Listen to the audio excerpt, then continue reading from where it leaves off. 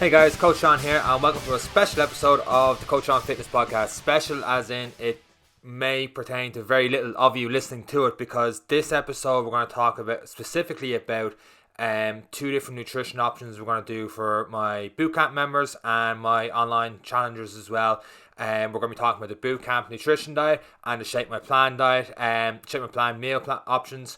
So I just want to get out of the way real quick in case you're listening to this looking for, just general nutrition advice. Is going to be more specific to that. So if you're one of those two, great, fantastic, keep on listening, hopefully get something out of this. Obviously email me if you're confused with anything I say here, because I tend to go on rants here and there just like I am right now. But otherwise, feel free to listen in if you want, but just give you a heads up before we get started. That's what we're going to be doing. So what I'm going to do is I'm going to talk quickly about what Shape My Plan is and what the bootcamp nutrition diet is that we've been running for the last 8-9 years through booty camp. And once I explain that, I'll go through them in more detail, and then it's pretty much up to you which one you pick. Before I get started on those two, actually just going a quick little rant.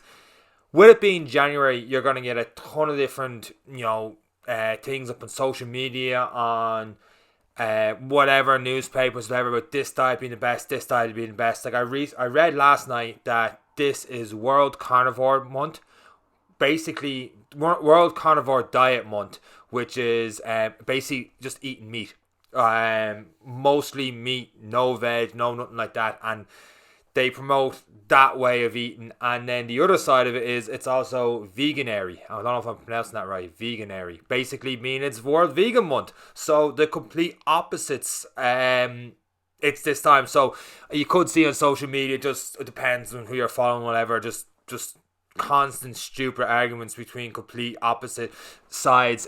It's pretty much like the political version of, I don't know, like watching the American debates all over again. We just have complete opposing views, and there's no middle ground between the two. My point is that there's going to be so many different kind of people out there saying, no, juice cleanses are good for you. They're not. See, I started already on it. You can find a balance in it, I suppose, but just having one complete side of it being like, this is the only way. At the end of the day, they're all different techniques for reducing your calories. That's what they all do. The bottom line is they all find a way. Even the two different options I'm going to show you today, when you break them down, they're all about just trying to lower your overall calorie consumption. There are different techniques for doing that, and it's completely up to you on what suits you and your lifestyle. So bear that in mind when you're listening to this or watching this, whatever way you're viewing this content. And bear that in mind when you're seeing and reading everything else, this whole new year, new you, and all this kind of stuff, that it all comes down to what you feel you can sustainably do, what you think you can adhere to. For example, let's just go to vegan straight away. If you love your steak, if you love your chicken, if you can't imagine a meal without having meat, and all of a sudden you watch something like Game Changers on Netflix and you're like, oh my god, the only way that I'm going to be fit and healthy is by going vegan, where it goes completely against what you always eat, well then you're more likely going to fail at. Now, if you have different reasons for being a vegan and you take a step by step and you go, okay, well, I'm going to have just one meal a day, not having any meat, or one day not having any meat or anything like that, and being a complete vegan, and then slowly introducing it, well then yes, it's very possible to go complete, pardon the pun, on a cold turkey on it. I don't know if you can use cold turkey as a pun for vegan, but anyway, to go complete cold turkey on it, it's gonna be very, very hard to do. So take that approach to everything. Just slow, steady progress with it. You have a whole year to achieve your 2021 goals. Don't try and do everything in January, pretty much. Slowly change your habits step by step rather than just going straight into it. Okay, I've talked a fair bit now without actually giving any nutrition content. So basically, what we're going to do is I'll explain the two different options. So the booty camp nutrition diet, one that I've done a fair few times over the years that I've found great success with, is it's pretty much an elimination diet. So it's very difficult in week one. A low carb diet, pretty much. You're taking away pretty much all carbs, all refined sugars, all the rest like that. And then we slowly add stuff in over the week. So week one is by far the toughest phase, and I'll get talking in a few minutes on why it's the toughest phase. So eliminate all carbs, all processed foods, and mainly proteins and fats for the first week, and then we introduce dairy and fruit and stuff like that. I always say this, but I have to say it again, just because fruit is not in week one doesn't mean we're saying week one that fruit is not good for you. There's a reason why it's eliminated, but it doesn't mean that fruit is bad for you. I'm not saying fruit is bad for you, so just get that out of the way real quick. So the idea is there's a big weight loss in week one. You can lose anywhere from 3 to 7 pounds in that one easily in that first week, and then the rest of the week's about maintaining it, finding the right food for you, and building a food plan for long-term success. Shape My Plan is the other option. So basically, Shape My Plan, you input how many calories you want to have, you input your protein intake, carbs with fat as well if you want, and I'll be going through exactly how you do that in a couple of minutes.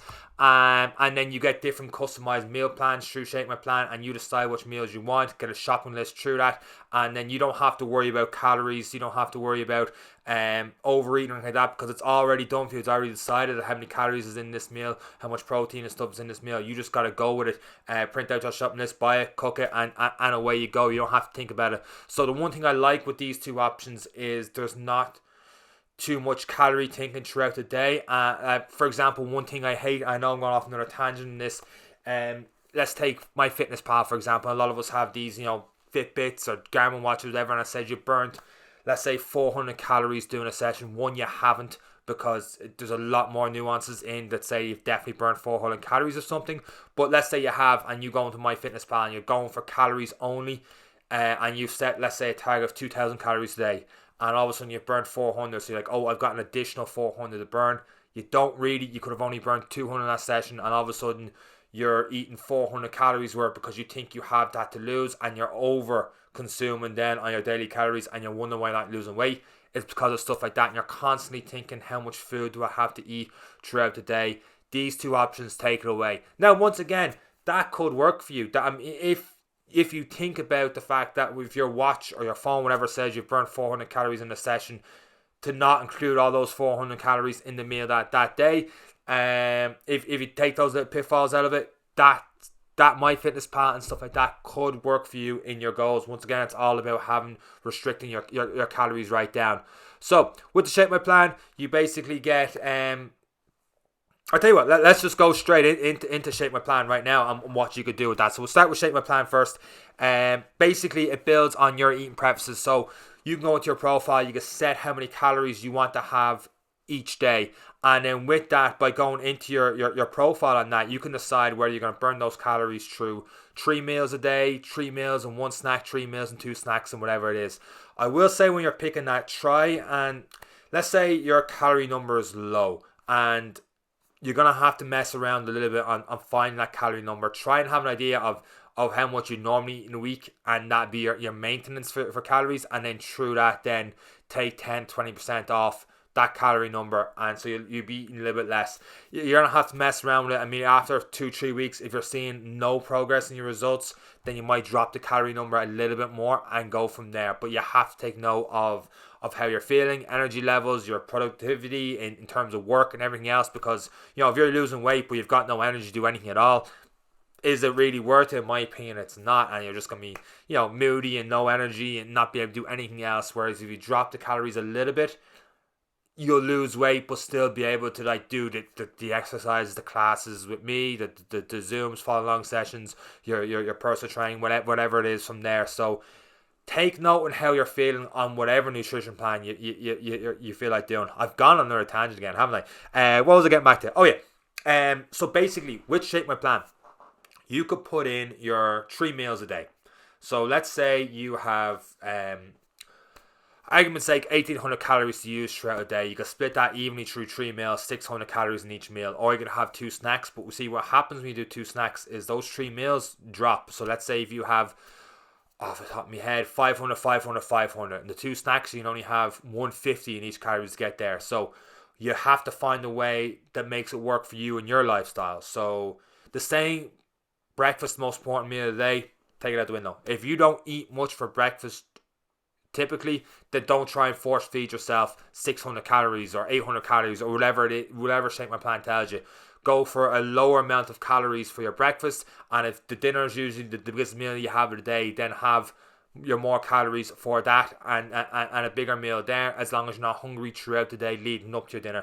So it all depends on you and your lifestyle and where you're at. Whether you're a morning person, you eat more in the evenings, you need the snack throughout the day. Maybe you are working from home and you're always reaching towards get something to eat. You could have it so you set your smaller meals, 5 small meals throughout the day. So like every 2 to 3 hours you're getting up off the chair, laptop, and you're going in, making a small meal, coming back then, and then you know that, okay, I'm not going to eat throughout the day now because I know in 3 hours I've got another meal coming. So 5 small meals may work, 3 big meals may work, 2 big meals may work. It all depends on you, your lifestyle, and what you feel like you could adhere to. So when this is where intermittent fasting and stuff comes in. Once again, another way of losing calories, and that's like having an 8 hour window to eat your 2-3 meals and then 16 hours eating nothing. But you could have those, let's say once again you're at 1800 calories a day, you could have all them in your 8 hour window and then 16 hours eating nothing, or you can spread out throughout the day. Depends on you, once again, you and your lifestyle. So Shape My Plan sets your eating preferences. It sets how many calories you're going to have a day. After that, I'd have a look at the protein. If you're a female, make sure you're having at least 100 grams of protein a day. And there's a lot of different changes in that in terms of your current body fat, age, all the rest. But just for now, let's try and keep it as simple as we can. Make sure that each day, that when it breaks down those calories in the meals, that over the course of a day, you're eating 100 grams of protein. If you really, really struggle to have that 100 grams, you get nowhere close to it. That's sort of like some protein shakes and all the rest come into it. If you're comfortably hitting over 100 grams female, 140 grams female, if you're comfortably hitting over that, well then you don't really need the protein shakes. I wouldn't recommend them in that case. You can get it through full meals and for proper food at home. If you struggle with protein shakes, otherwise don't. So with that said, then you'll have your breakdown of your meals. And then through that, you could swap and change. So if you see, like, for example, in the morning, I might say turkey rashers and 3 eggs. And you're like, the idea of 3 boiled eggs, I cannot do. Switch it out for a different breakfast option and keep going from there until you find the full week of meals that you know you like and hits your calories and protein. Then don't worry too much about the carbs and fats unless carbs is really low, fats really high, or the other way around, and you feel like your energy levels are suffering because of it. Because the biggest difference between the Shape My Plan and the Booty Camp one is going to be in the carbs. You can mess around your carbs in your Shape My Plan as long as your protein is right, but with the Booty Camp one, the carbs are going to be a lot lower, and I'll go more into that in a second. So once you figure out what you want in terms of your meals throughout the rest of the week, and you see what you like, and you know you're going to be able to adhere to that, then you go to your shopping list, click on that, and then that will print out exactly your ingredients you need throughout the week, and then it's just a simple case of cooking it. Not so simple in my case, but anyway, yeah, so basically you just have your full shopping list, and then you just once you bring them all in, you know that they will line up your meals, and then it's just that you cover throughout the entire week. So that's Shape My Plan. With that, you should have in your emails and stuff a discount code and a way of a full code. It's free for you guys actually. So you should be able to access your own profile and stuff through that. If you're struggling, email me, Sean@coachshawnc.com, and I will resend those links onto you from there and how to get that done. There's also other benefits and stuff you can get through as well. You can get membership benefits, discounts from places like the Health Store, Skechers, and the Run Hub as well, I think. So, more things through that one. So, Booty Camp one. The Booty Camp, there's the fun one. So the Booty Camp plan is not for everyone. It is a elimination diet. I have done this before. I have struggled through the first 2-3 days. I always find there's a time where I just need to nap. And then once I get through that during the day, I feel a lot better. I find it's easier for myself personally. Hang on. Sorry about that. Water break. Throat's getting real dry. I find it's easier for me personally to have lower carbs in general. If I'm cooking myself, there'll be times where on my plate there's not any carbs, and I find, probably because I've done the Booty Camp diet a few times, I find my energy levels and stuff are okay. I find my body's used to that.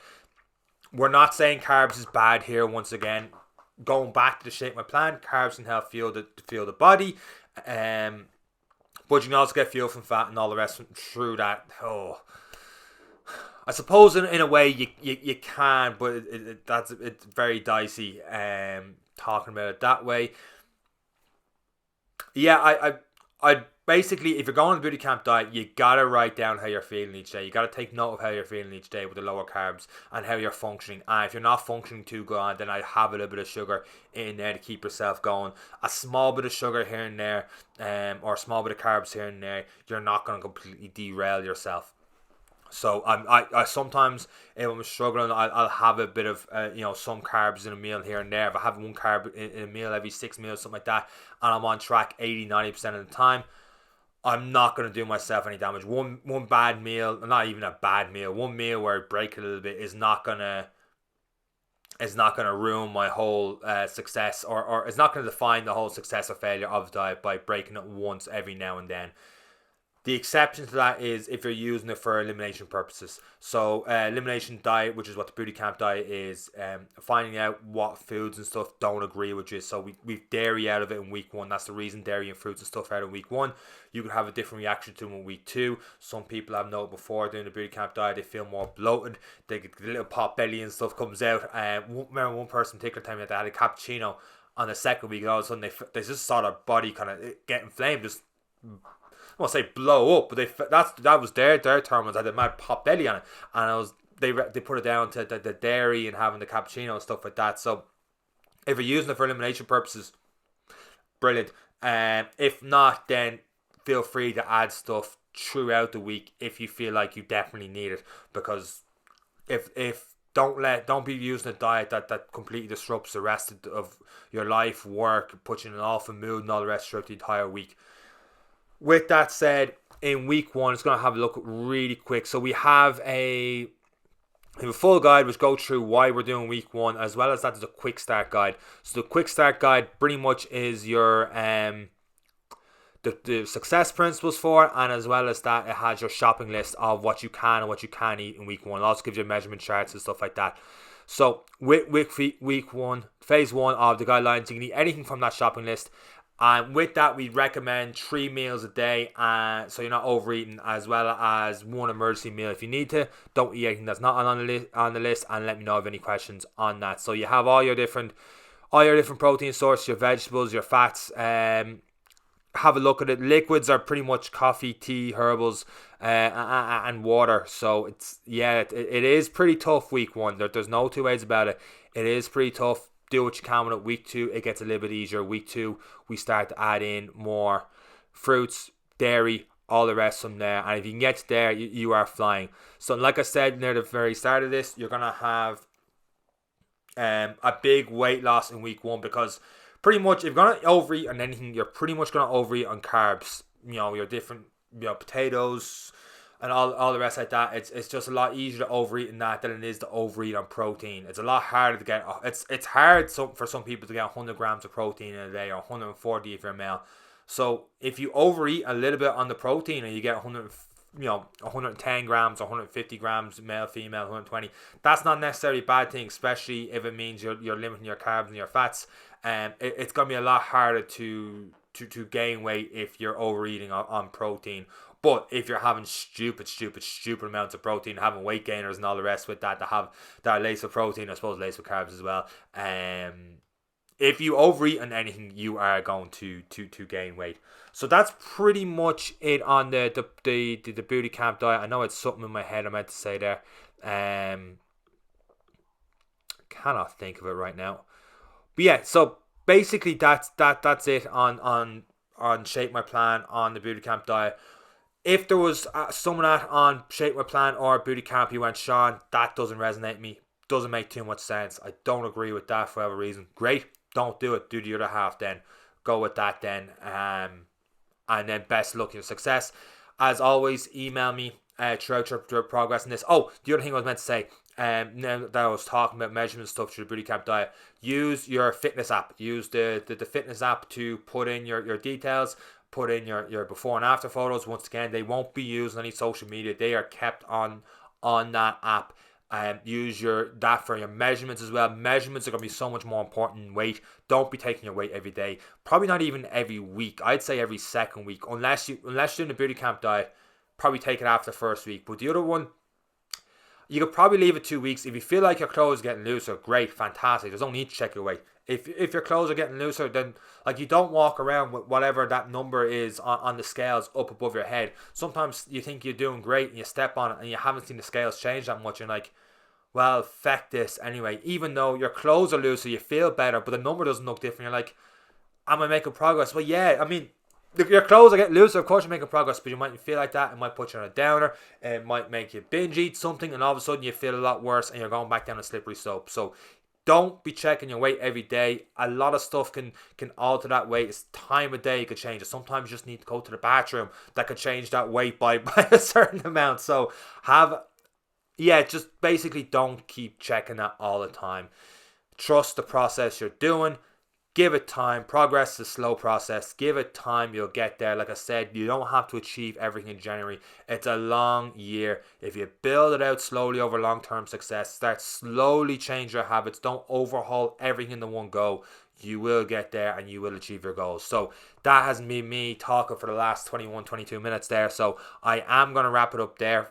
I suppose if you aren't a member of Bootcamp, or you haven't got you're not an online client of mine, and you're interested after listening to all this, you must be interested. You're listening to 22 minutes of me talking about it, and it does make sense to you. Drop me an email. I will forward you on the details for that online challenge, or if you are in the Castleknock area, no, the Castleknock area, actually, I'm going to keep that to just Bootcamp and previous Bootcamp members until we get to February. We're hopefully back into the hall again, just because we've got a lot of different stuff with that, with resistance bands and everything else, and the online training, and when we're coaching together on Zoom on Mondays and Wednesdays at 7 o'clock. I just feel like for a new person to jump in on that is pretty tough, whereas the online coaching, it's more one-to-one, myself and yourself, going through your specific goals and working with what you have in your house to get that training planned in towards those specific goals. So with that said, that's going to be pretty much for me. Happy New Year to all you guys. Hope you had a great Christmas, made the most of what it was.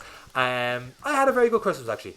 Yeah, I was very happy with it. Glad to be getting back into work and stuff again. Hopefully in February we are doing that boot camp in the hall. Cannot wait to get back into a hall and training people one-to-one in small groups and everything else once again. So hopefully this January, this lockdown flies by and COVID becomes a distant memory as we get throughout the rest of 2021. Maybe that's over optimistic, but sure, that's the only way we can start this year off. So that's it from me.